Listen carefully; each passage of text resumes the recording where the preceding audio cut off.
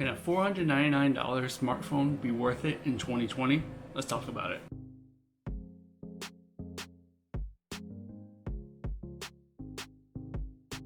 Hey everybody, I got the Pixel 4a 5G and I used it for 1 week, and this is my own personal phone that I got, and I'm going to tell you all about how I felt about this phone after using it for 1 week.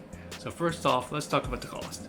This costs only $499 and it's 5G capable. Now if you're on the Verizon line, it's going to cost you $599 just because of their special millimeter wave for 5G network. Requires a little bit more hardware underneath. As you'll hear throughout the rest of the review, I think that's a very good price. If you had to use the $599 version, then you're kind of getting closer to the Pixel 5, which is already the $699, so extra $100. It's up to you guys. So for cost, I'm going to give it a 4 out of 5. So let's talk about performance. Underneath this phone packs a Qualcomm Snapdragon 765 and 6 gigabytes of RAM.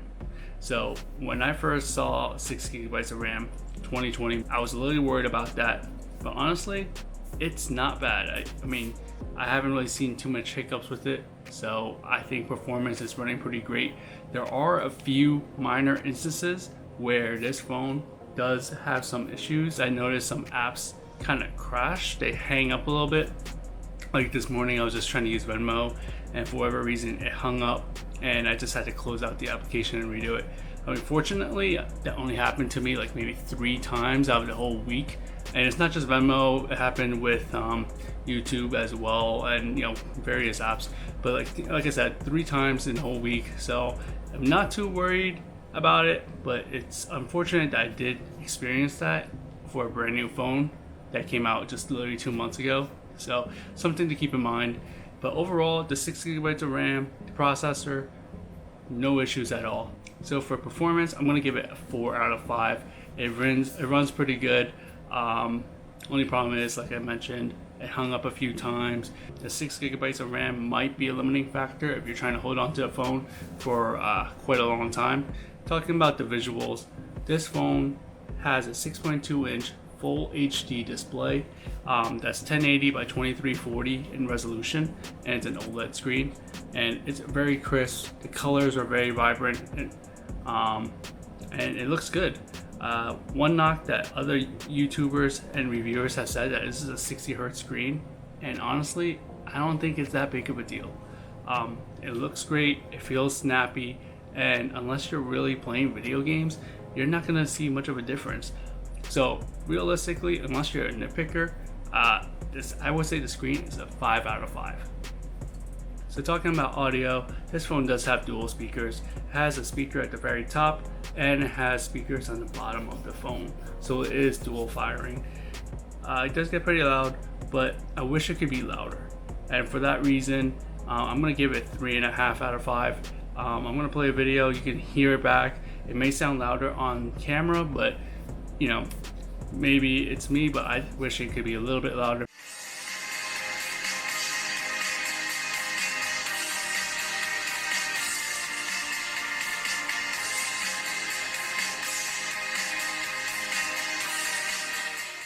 So this phone rocks a 3,000 milliamp hour battery. So the question is, can this actually last a full day? And the answer is yes. I use this on numerous occasions, 1 whole day, no problem. It'll get me through the night. Typically around like maybe 20-30% if I'm at 100% from the very get-go from the morning, and that averages around 6 hours or 6 hours plus of on-screen time. So overall, for battery, I'm also going to give it a 5 out of 5. It doesn't pack the biggest battery, but Google knows how to optimize the hardware so the battery lasts a full day. And honestly, if I ever got into a need where I needed to use the extra battery saver feature of this phone, I'm sure I can last another half a day where I'm only using the essential applications. So obviously with the Google Pixel phone, you have cameras. So on the back, you have 2. You have one that's 12.2 megapixels, that's the main shooter, as well as a 16 megapixel ultra wide. On the front, you're packing an 8 megapixel camera, and honestly, this is the same hardware as the original Pixels, but the photos still come out great. My wife got a new iPhone 12 Pro Max. That's like $1,100 phone, and the pictures are comparable. I mean, you really need to have two pictures side by side and really nitpick at it. And if you didn't have that option, you would think the pictures on this thing are fantastic, which they definitely are. Same with video. Videos are great. I'm very happy to report that the audio from the videos are fine. I know the original Pixels, they're very tinny. This is the Google Pixel 4a 5G front-facing camera video test. Stabilization is pretty well. There's different modes depending on what it is, and overall I think the camera is a 5 out of 5. People knock it down for the hardware, but it works. Pictures are great, and more importantly, this is the last generation of the Google Pixel lineup where Google is offering free, unlimited, high quality photos and video storage. So as long as it comes from your phone, from a Pixel 4a 5G or Pixel 5, you're getting that unlimited storage on Google Photos. That's set to change on June 1st of 2021. So for me, that was a huge factor of getting this phone, because all my photos are uploaded to Google Photos. If it was to start counting towards my 15 gigabyte free limit, I'm pretty sure I'm gonna have to purchase Google One very shortly. So that was a huge deciding factor. So for that, the camera, great pictures, great videos, unlimited high quality storage on Google Photos, that's easily a 5 out of 5. So this is still a phone. So how does it work as a phone? So some neat features that Google packs in here is the automatic spam call detection, where it'll listen, and if it detects it's a spam, it'll block it. It'll also listen and transcribe it on your screen, so you can see exactly what they said, and you can confirm if it's spam or not. So that's really neat. So the Google Assistant, also there's another feature where you can basically have the Google Assistant wait on hold for you. It is in beta mode, but I haven't really tried it, but just want to point out there in case you're interested, that may be a viable option. Besides that, phone quality is good, the speaker is fine. The speaker, surprisingly, even though the speaker is not as loud as my other phone, the speaker for call volume is louder, so that's a pleasant surprise. Call quality is fine. Might be dependent on your service provider, but in terms of apples to apples comparison, it works as a phone perfectly fine. So for phone calls, which is a huge purpose of a phone, 5 out of 5. Going through the build of this thing, this is 6.1 inches by 2.9 inches by 0.3 inches thick. It weighs in at 170 grams, and it's I don't really know what the weight of other phones are, but this is light, especially compared to the iPhone 12 Pro Max. This thing is probably at least half the weight. That thing is a brick, whereas this thing feels nice and sturdy.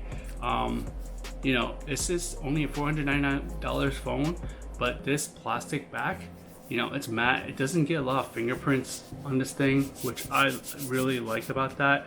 I hate phones that are fingerprint magnets, and this is not one of them. So I do like the plastic. Some people say this is pretty bland. I kind of like it. Actually, I really like it. I like neutral. I like kind of boring. So I like this minimalistic design. I like it. No smudges. It's pretty cool. The glass, it's a little bit inferior. It is a Corning Gorilla Glass 3. So not the best, but I'm pretty confident that this won't have too many scratches. I do use a phone case with it, so I'm not too worried about it. It provides an extra lip.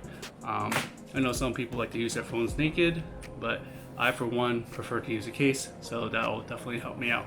So in terms of build quality, for the price that you're getting, it's very good. You also get the fingerprint reader, which is lovely because a lot of manufacturers are trying to use the in-display ones, which is definitely less reliable, and especially at nighttime, it just shines a bright light in your face, which I hated. And this is just quick and easy. I mean, I could just tap it and it'll just turn on.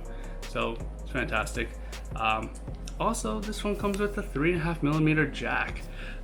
So many manufacturers gone away with it, but this Google Pixel 4a 5G kept it, and I appreciate that because there are a few times where I wanted to use the headphone jack. One problem I have with it is at the top.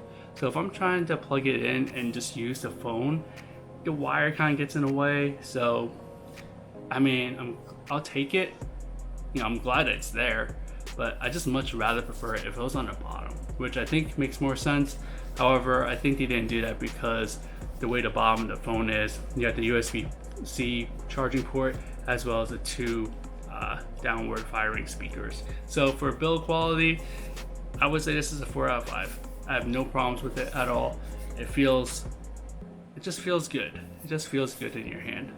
So overall, taking into consideration that this phone is $499 for most people, this is a phenomenal deal.